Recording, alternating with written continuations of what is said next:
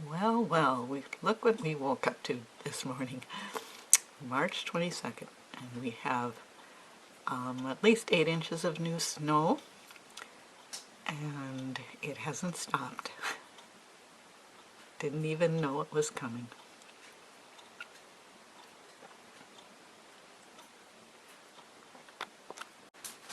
So now it's time for the deer to eat.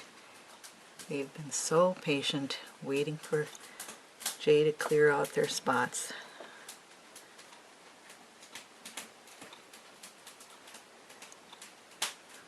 I'm in the house, so I can't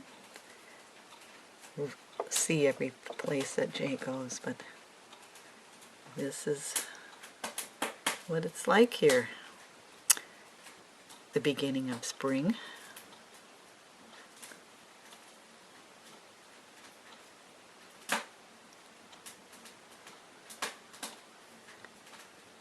So Jay will be spending at least half his day shoveling and only be partway through the job, but he'll be teaching our grandson this morning, homeschooling here. So just thought I'd give you a little peek of what it's like here.